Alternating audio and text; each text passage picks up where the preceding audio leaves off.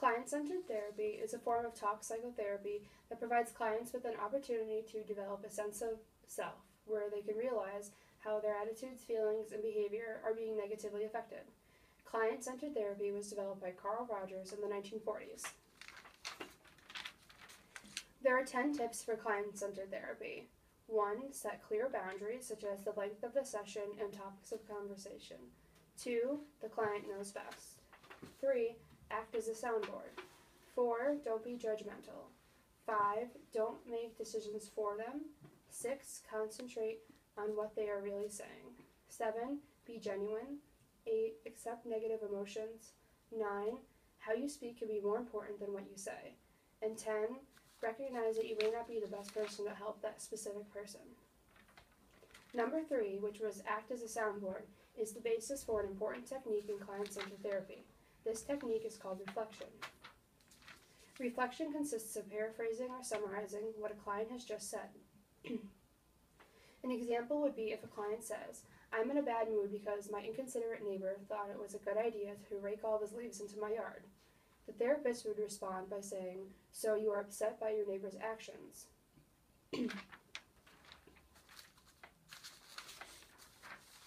By following these concepts, therapy becomes a self-exploration where the therapist is a guide rather than the director. This shows that the therapist is listening carefully and accurately. It also gives clients an opportunity to examine their own thoughts and feelings as they hear them repeated by another person. Generally, clients respond by elaborating further on the thoughts they have just expressed. For example, the client might say, "Yes, I get really frustrated when people expect me to clean up their mess."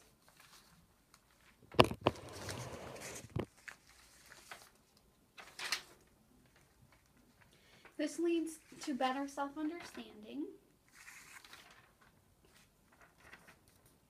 It establishes trust between the client and the therapist because the client feels validated and understood.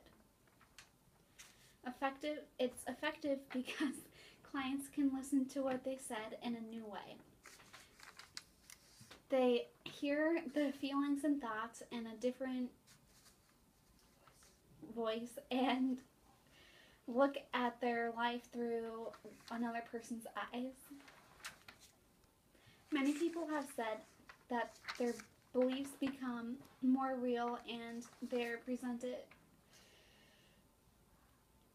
when they are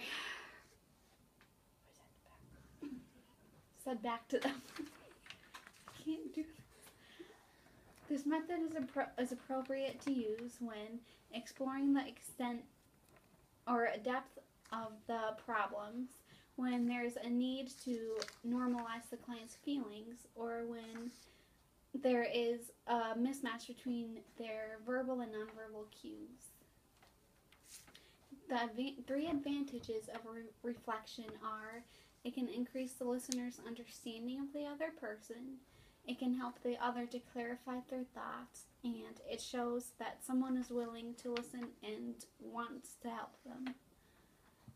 Some things to avoid are stereotyped reactions, like repeating the same phrase, such as "you feel that" or "you're saying that", pretending to understand, and overreaching or overanalyzing what people are telling you.